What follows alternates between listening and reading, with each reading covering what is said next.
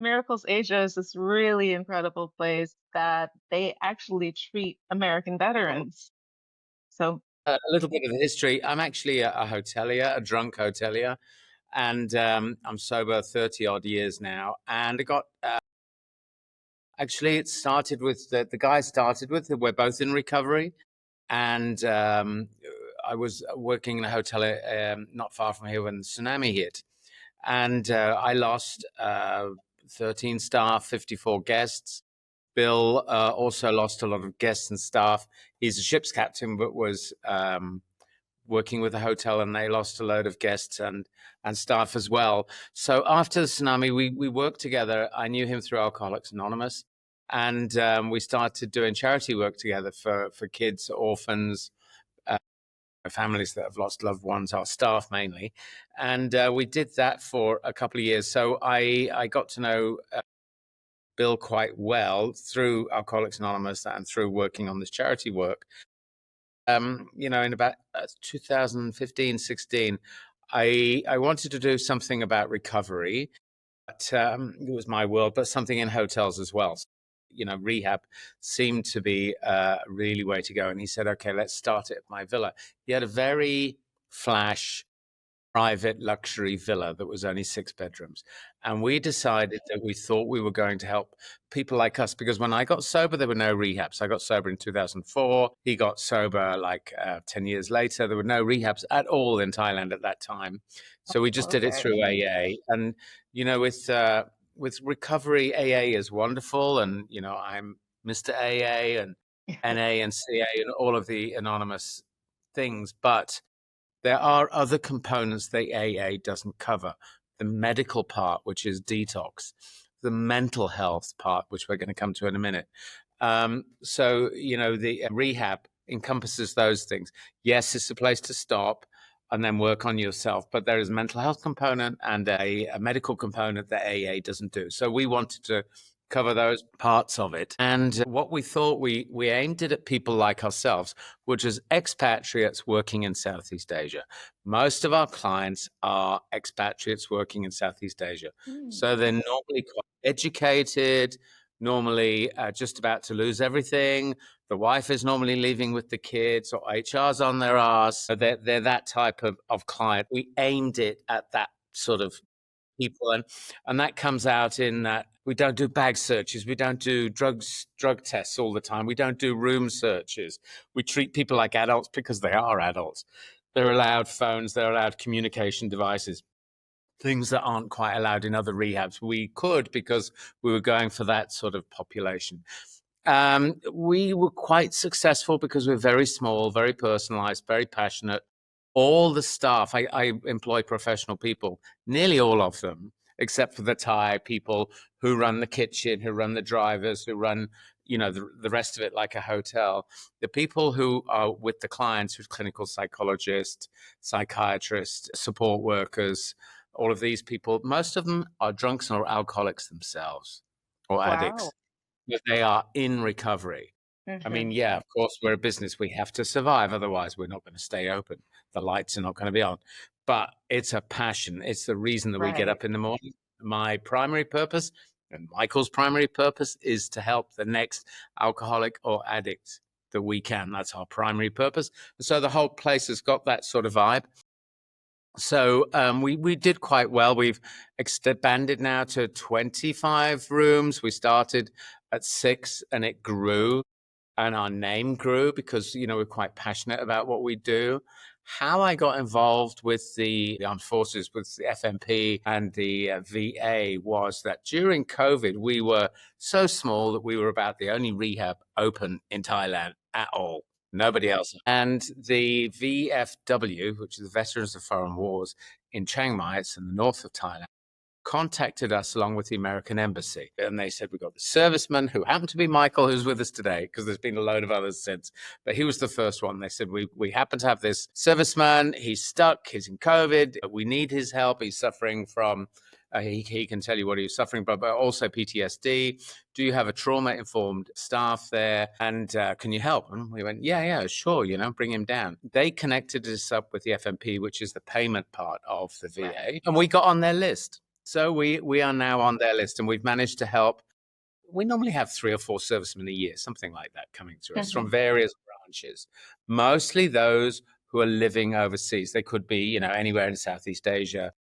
We cover them. So Michael came down, and he was our first client, and from the forces, and yeah, it went from there really.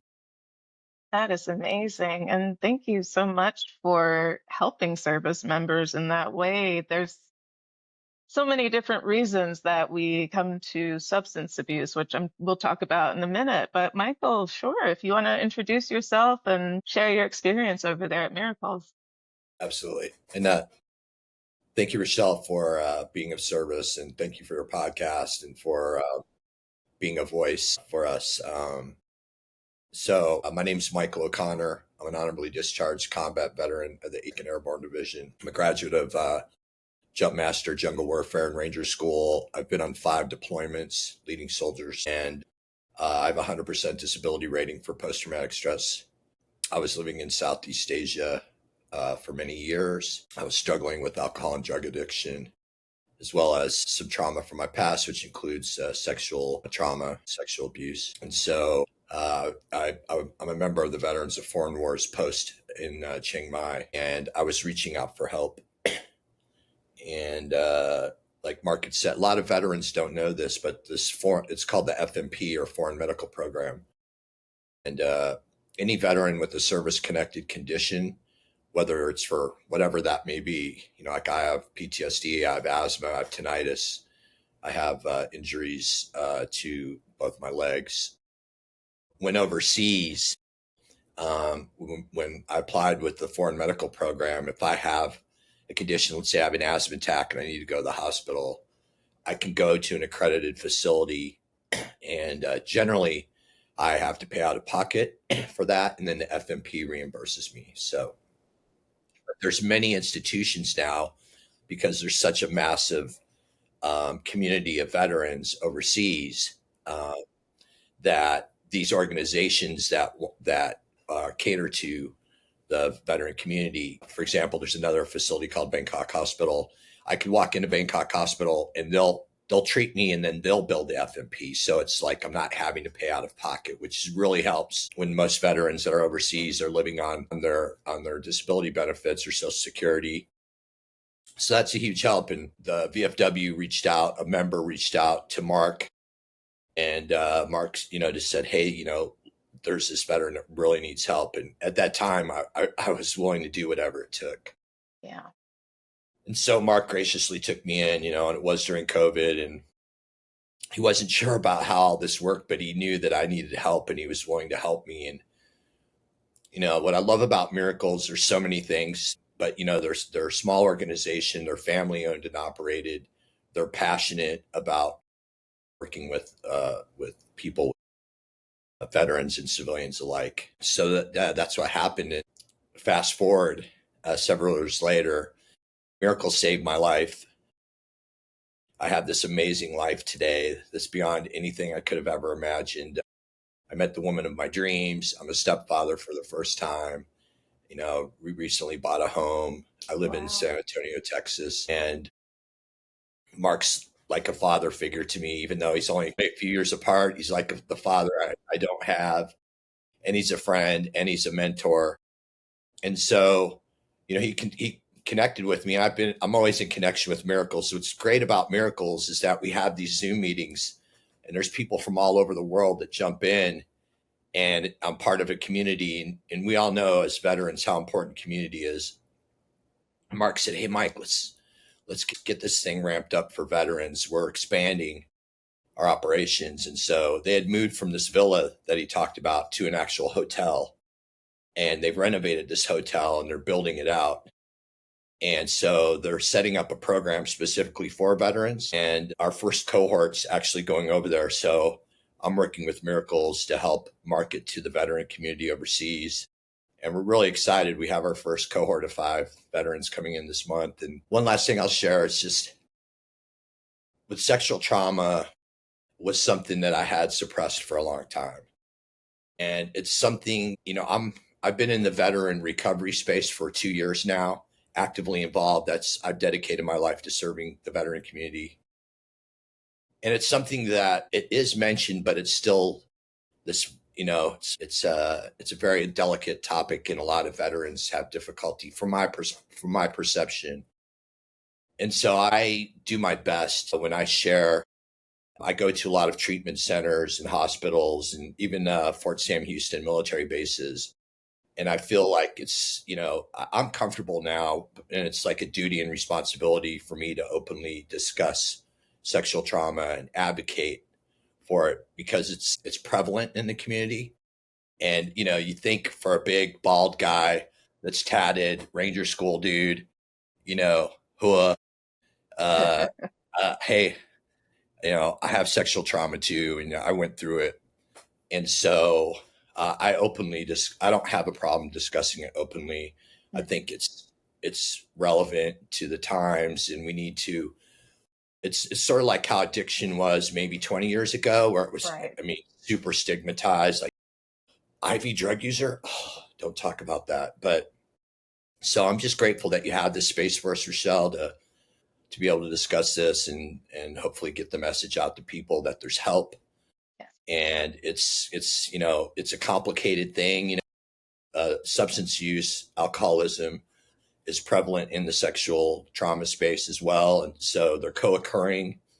Um, the reason why the FMP covers me is because substance use disorders co-occurring with PTSD, and so PTSD is like a very broad term. We say Mhm. trauma, post trauma. And so that's wonderful that, that the VA and that the government acknowledges that, and that I can get care.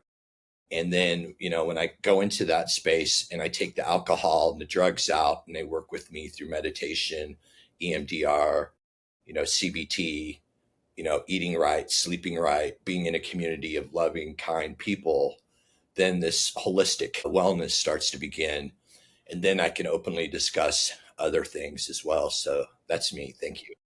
Absolutely. And the approach that he just mentioned is the whole health approach. And I think that's something that's unique to our community is we know it doesn't just stop at, I don't know, someone has a broken leg, so you slap a cast on it and you wait, but there's all these other things going on when someone's immobile and they're dealing with, okay, I don't have independence anymore. And probably several other things are going on with just the pain of breaking a leg. So addressing all of it as a whole has changed so many lives. And I'm so happy to hear that you've recovered and are helping veterans in this way, because it's having gone through that myself, knowing what it's like to finally be in a space to help someone who was in the shoes I was wearing not too long ago, is it brings tears to your eyes a lot of times, because you never think that you would be there. So again, yes, thank you. I'm so happy for you and proud of you to get through all of that, because Mark and I were discussing before the interview started that it is such a layered, taboo kind of topic, because we respect our service members. We love our countries. We want to believe that the people that are protecting us are also protecting each other. And so when that image is shattered, people just kind of don't know what to do.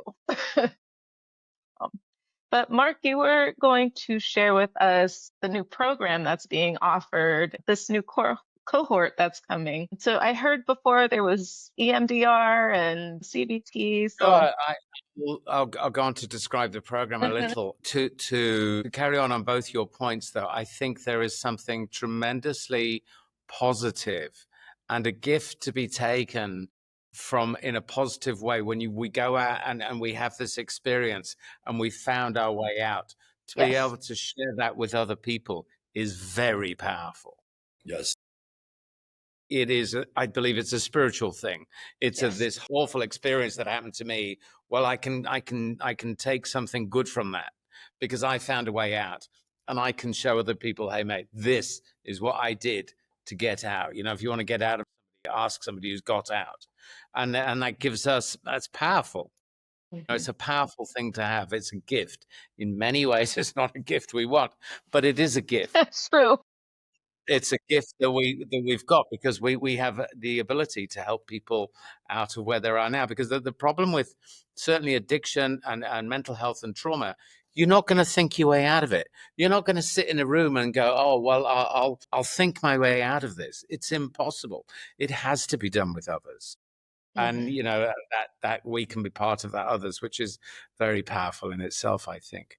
Regarding our program, we have a 30, 60, 90-day program, and not everybody can take 90 days because they're working, right? So it's a lot of time to take off, but they should be saying at least 60 days.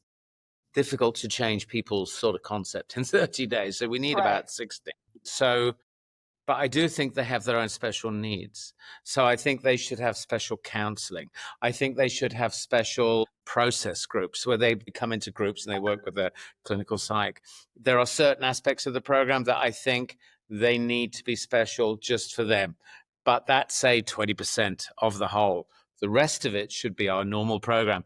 And our normal program it's a holistic program, which means it's made up of different bits. The first part is psychoeducation. This is education about, people think you know all this, you naturally know all this, but people with problems don't. And I'm talking Hmm. about anger management. I'm talking about relationships. I'm talking about boundaries. I'm talking about values. I'm talking about CBT. I'm talking, mindfulness. These things that we think, oh, I know about that, but actually maybe they don't know very much. And they're wondering why they're ragey all the time or angry all the time or kicking off all the time, these types of things. So that first part is a educational part, which is in a classroom delivered with homework and going over exactly what that is. The second part is relapse prevention. Anybody can stay sober in a rehab. It's not difficult. Right. What it's all about is what you do when you go home. So the minute they come to us, they're working on what it's like when they leave those gates, when they go back out to their community. What's the plan, Stan? So they should have a complete and utter plan day by day about, are they going to continue the therapy with their therapist? Are they going to be going to support groups? Are they going to be joining AA? Are they going to be physical health? Eating properly, sleep, all of these things. What's the plan? So the second part is relapse prevention. The third part is the bit we touched on before, mental health. People drink or use because they don't like how they feel, including PTSD. When you feel like shit and you feel awful and you can't do anything, what are you going to do? You're going to change how you feel. How do you change how you feel, especially in the services? Totally acceptable. Drink like a fish. I grew up in the military. Absolutely. My dad, it was, drink, and now, more powerful modern drugs have, come on the scene. So they need to change how they feel because they feel so awful. That's why they use. So the mental health part is where you're sitting with a clinical psychologist and you're going through what's making the want, what's driving it. Addiction in itself is a compulsive obsessive disorder, but then there's something else, either depression, anxiety, trauma, PTSD, which is driving us to drink and use. So that needs, number one, they need to be like detoxed and identify what that is, because it's not, it can be such a blanket term, PTSD. It covers so much, but it really Yes. needs paring down into exactly what it is, exactly how it's presenting, and exactly how it should be managed, right? So that's the third part is the mental health part. They do at least 2 hours a week with the clinical psych. You can't do more than that. If you're doing more than that, you're doing too much. And if it's not too much, you're not doing it properly. Right. If you're right. And after that, it's group work. We do quite a lot of group work because I have this amazing community. I only take people that want it. If they don't want to get sober, I don't want them. I can't be bothered. I haven't got enough time.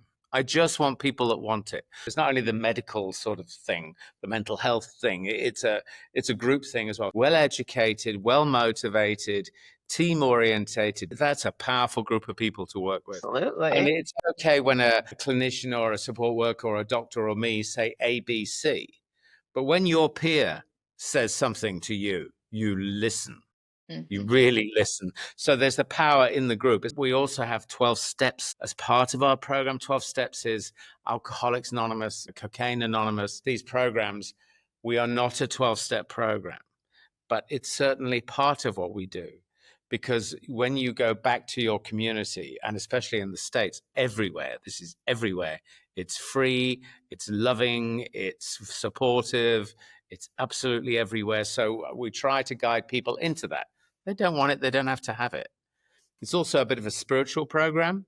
So there's a spiritual aspect to it as well. And by spiritual, I mean asking yourself a lot of questions and answering them, and no matter where they go, rather than religious is maybe a set of rules that you have to Right. follow. Spirituality is not about that. It's really is this inward, the deep dive, and remember that I think addiction and depression and PTSD is the loss of connection to self. So it is a bit of a spiritual emptiness, a void that we've got to look at. So anyway, that's part of the group. We do lots of different group works, and as I said, it's quite powerful. The next one is physical fitness. We've got a gym. We go to this amazing gym 3 times a week. I mean, it's just huge. Olympic pools, weights, cardio, hot and cold. It just has the whole 9 yards, has everything. And we do yoga in the morning, or we do beach walks in the morning. So we're not keep fit fanatics, but we do believe in healthy body, healthy mind, healthy spirit. These are all like healing things. And the last one is that we do a lot of is aftercare. So when the client goes home, we're there with them for a couple of months. They continue with the therapist. They continue with the support worker. They should be coming to our Zoom meetings. We have the connection. We have the connection when they go home. So they're not alone. We do expect them to find their own communities when they get back, of which there's loads in the States, but they've got to actually make that connection. So with us, we're with them all the time, including the 2 months after they go back. So that's roughly our program. That is incredible. You check pretty much every box that there is in terms of wellness and healing. But here's the thing: we have a huge success rate. Our Yes, success I is believe about it. 60%. Now, to be brutally frank, that's not because we're any good. It's because of the type of clients we get. You can get a client will go to some really shit rehab. I know it's no good, it's rubbish, and yet they get sober. And you can get another guy that goes to this fantastic rehab that I know everybody's committed. They got a school program. He doesn't get sober. What's the difference? It's, do they want it? Do Yes. they want it? If they want it, we've got it. If they don't want it, there's nothing you can do. I can't get sober for them. Right. Yep. True. We don't just accept anybody. So in our assessment process, the biggest thing, we've got to be careful about who we can and can't take. We can't take severe mental illness, for example. We can't. But, number one is, are they safe? Are they not violent? No suicide, that type of thing. We've got to make sure that they're safe in our little community. But Mhm. second of all, for me, is, do they want it? That's what I'm trying to find out when we're asking people, they go, do they want it? If they want it, come on down, because we've got it for you. It's very true because I think when, in my personal experience with going to different treatment programs, I would say that I did want it, but I didn't believe that I would actually, get to a Right. place of healing. Yes. And Yes. They'll there's get it, but actually a big yeah. difference, right? So I think it's more of like, yeah, I wanted to get better, but I didn't have any hope of it. So that hope piece is huge. And I know with me, I found a medication that had finally worked. Prior to that, I had been on like 30 or 40, and it seemed like they either like worked a little bit and then my brain adjusted to it and nothing happened. Um, and that would be the thing that would cause another slump of Yeah. like you feel like a little better, and then all of a sudden nothing. You're back to where you Right. started.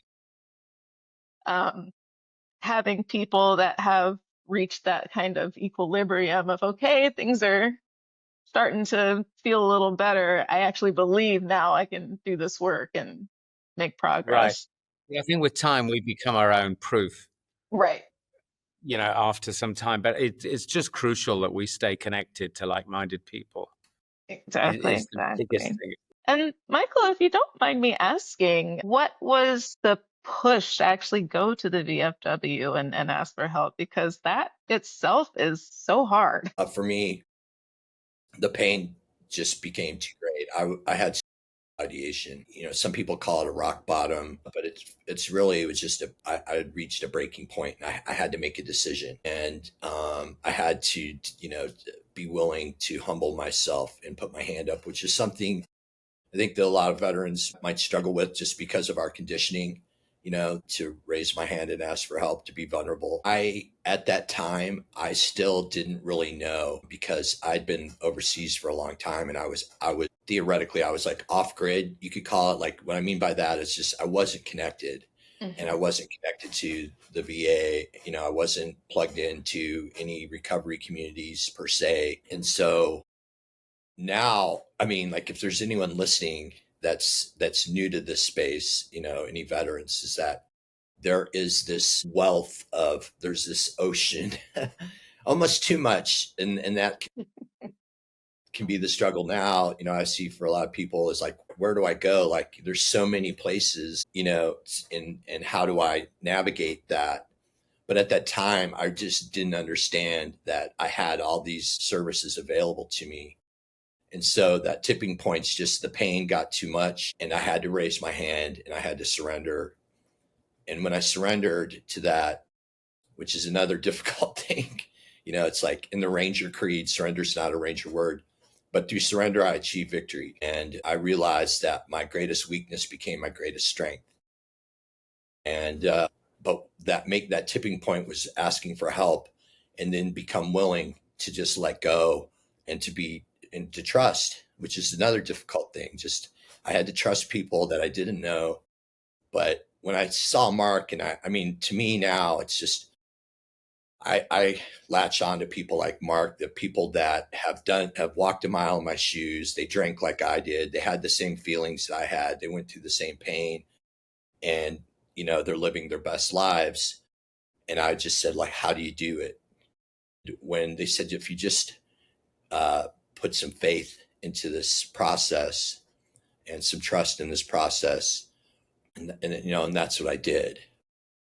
So that makes sense. Is Yes, that pain absolutely. was so great that I had to make a choice, like, and like you, I was on a plethora of pharmaceuticals, and and I'm really grateful at this present moment that I'm completely abstinent I don't have to take pharmaceuticals, but they help me. But I had to get rid of some that weren't helping me. And that was another great thing about the program at Miracles, is they had this wonderful doctor who quickly targeted one of the pharmaceuticals I was on. He said, by the way, did you know that ideation is one of the side effects of this medication you're taking? And I was like, Man. I thought it was like, I was going through post-acute withdrawal syndrome. And they discovered that, no, this actual pharmaceutical has been discontinued in America, and you should be taking it.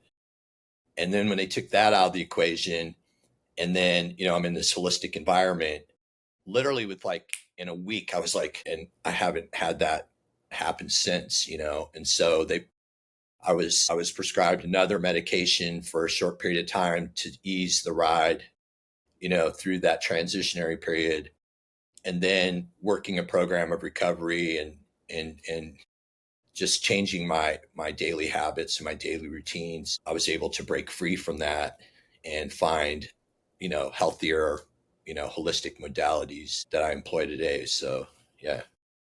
That is absolutely incredible. Yeah, I've had that same side effect from several of those medications, and it's scary how quickly that becomes your normal. Where you're like, oh, everybody feels like this. When that's furthest thing from the truth. Imagine that. So, if there was somebody right now that's struggling, what would you want to tell them?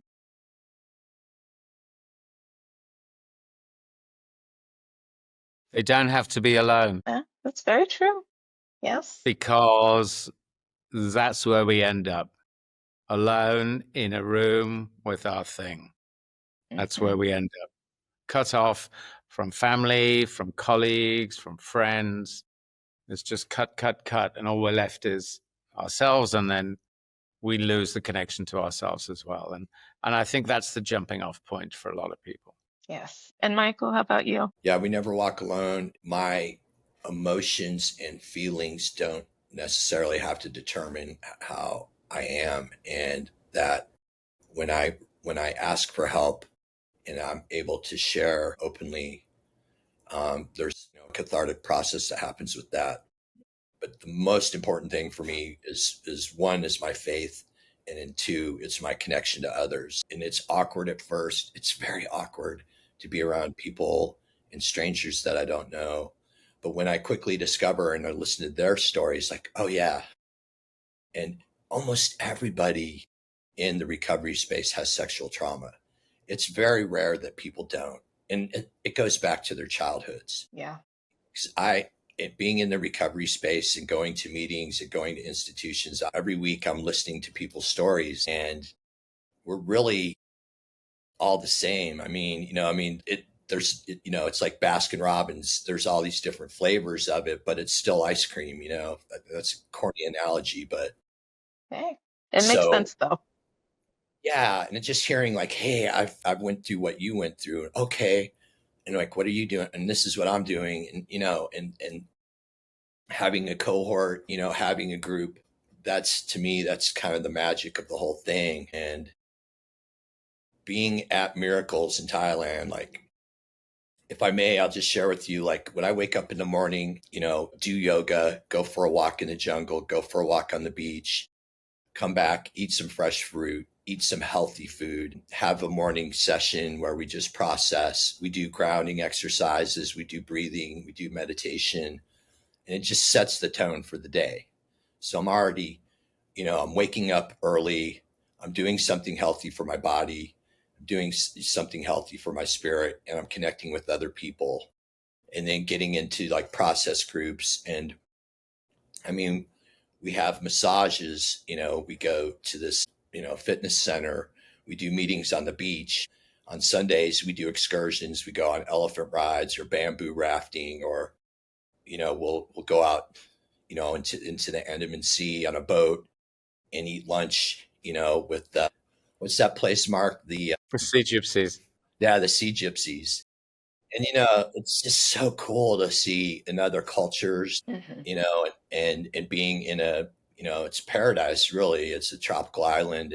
And so I know a lot of people have this. I did, because I actually had been to 12 different, rehabs, treatment centers, VA, brick and mortar, wearing hospital smocks, Yep. Same. lunch. And to go from that to like walks on the beach and eating fresh food and connecting with others in a healthy environment just opened my mind that there's this whole other world, and that recovery can actually be a really awesome experience, and it's very healing. So That is absolutely beautiful.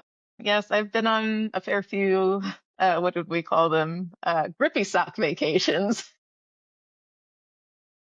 They are, it's harsh because you're already not in a great state of mind, but then you go to this very sterile environment.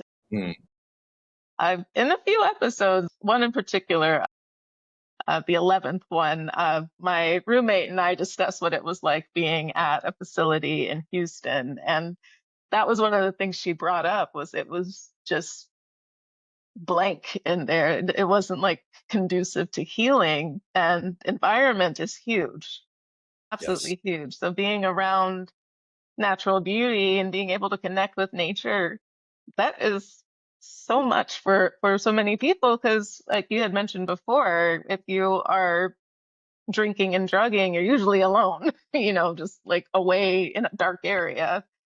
Been there myself. So that is huge that people are able to reconnect with the earth that way. And I know it's kind of woo woo or whatever, but I completely believe that being outside and like even being barefoot in grass is good for you. As long as there's not fire ants or something. But like otherwise it's healing to reconnect with the earth. So where exactly are you located too? We should probably cover that. We're located on the island of Phuket. Ah, okay. And Phuket's in the Andaman Sea. It's halfway down Thailand on the left-hand side. Beautiful. Yep, I've been to Bangkok. I was supposed to go to Phuket, but didn't make it. But I've seen pictures, and oh man, paradise, Yeah, like you said. we're on the rural part because the island is made up of and I didn't know this is most islands. I didn't know. It depends on the wind and the tide, but one half of the island is normally mangroves and the other's Wow. beaches. We're actually on the mangrove side, which is Okay. good for us. We're only about 10 minutes from a beach, but the general area is mangroves because then there's no beaches, then there's no hotels, restaurants, people. Right. We're very quiet, and we're just underneath a jungle, which is a national park, which is behind us. So we're nice and quiet where we are, but we're still only 10 minutes from the beach. That's you had mentioned EMDR before, and I know it's offered in a lot of places here, but maybe just share kind of how it works. I haven't done it myself, but I do know there's like eye movement involved, but Yeah, well, we can ask Michael. He actually did it. I mean, Mhm. I must say I'm not a professional, but basically it's to help you come to terms with what you went through. So you can go there, talk about it, and take away the power that it has. It won't make it vanish, but your reaction to it will change. And if you've got a good practitioner, he will use this to help you come to terms. Michael, maybe you could describe more your experience with it. Yeah, absolutely. I was just typing it in just to make sure. Eye movement, desensitization, desensitization, and reprocessing. That's a mouthful, but That is. so yeah, I went through EMDR sessions, and the clinicals, the doctor, the psychiatrist will put a finger in front of you, and then they move it back and forth, and it seems real like some Jedi mind trick. It's able to narrow, and we worked on very specific traumas, and so you can target, it could be sexual abuse, it could be something that happened in combat, it could be I was working on something that happened in my childhood with my father, and that take you through these sessions where they, and before then there's like you're doing a grounding and breathing to sort of set the space, and then you go through the process and it targets that specific trauma, and then they ask a series of he asked a series of questions to narrow it down, and it was very difficult at first for me to do this, and I got angry, I was shouting, I was crying, but just breaks that trauma down, and I was actually angry after my first two sessions. I didn't want to go into the next session. It was that the emotions and the feelings were that strong, but I stuck with it, and I'm grateful for it. And I've done it outside of Miracles with therapists, and it's a great holistic process. It's non-invasive. There's no drugs. It's just another tool. And what's wonderful about all these tools that I've got at Miracles is that I can employ them once I'm outside of that space. And for me, it's just all about that. It's all about the daily routines, the daily rituals of recovery. And it can seem overwhelming at first, and it can seem monumental. But what I've learned over time is that by practicing it and being willing to be awkward and vulnerable and not feel okay and not have to pop a pill or take a drink of alcohol to numb myself, I have these tools that I can use that get me through, just the daily, which it's life is a struggle, and I'm still struggling, Yeah. but I'm able to go through the struggle in a holistic way as opposed to the ways that I was doing it for so many years. That's the difference. Yeah, and I Yeah. think like a pretty common misconception is like there's like I healed, therefore, it's gonna be sunshine and rainbow and butterflies, and no, life continues to just throw curveballs, but now you have a bat, basically. Yeah. It's a good analogy. I like that one. So if a veteran listening was interested in reaching out to you to learn more about miracles, how could they find y'all? Just go to miraclesasia.com and there's a page especially for veterans. Okay. Wonderful, wonderful. Miraclesasia.com. You'll get right there. And do y'all have any social media accounts as well? Yes, we do. Yes, we're on Facebook and Instagram. Okay, perfect. Right. Thank you Thank you. both so much for joining me here. And is there any last tidbit either of y'all want to share with our listeners or viewers? Yeah, that there's help, and Yeah. there's the You first step. I think you don't have to be alone. Mhm. Just don't. And that there's there's a saying in Asia, when the student's ready, the teacher will appear. And it is so true. If you put your hand up, all you've got to do is put your hand up, and help comes. It really does. And Yeah. thank you for the wonderful work you do. It's really quite impressive what you're doing. Thank you.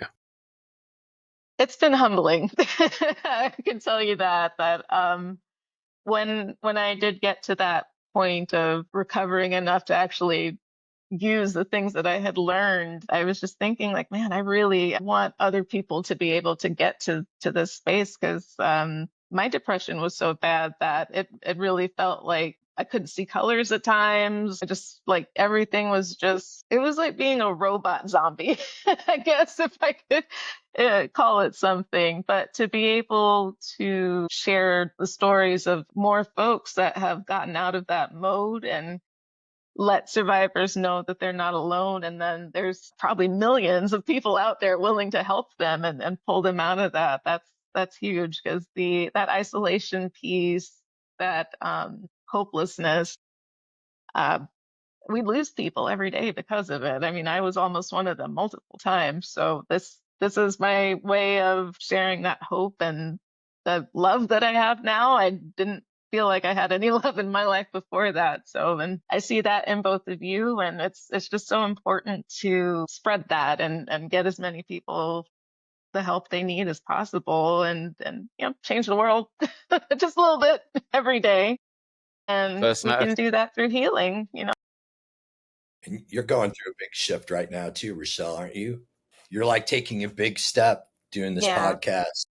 And I believe in you. I'm really grateful that you have the courage to follow your passion and your Thank you. dreams. And yeah, Yeah, every day is a learning experience. And the one thing I did learn in therapy that I have to repeat to myself daily is like I can't control, other things, but I can control how I react to it. And yes. that's gotten me through quite a few things. There's always something, but it's just taking that second to breathe and recalibrate and maybe even reach out to somebody else and say, hey, I just need a different perspective, or you're the wisest person that I know that I trust. So, hi, here I am. But being able to do that, even it sounds simple, but it's not. Yeah, such a difference. But thank you for providing this to veterans.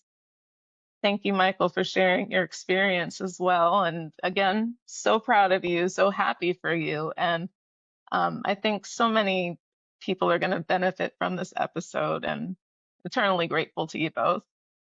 Thank you very much. Get a picture of you.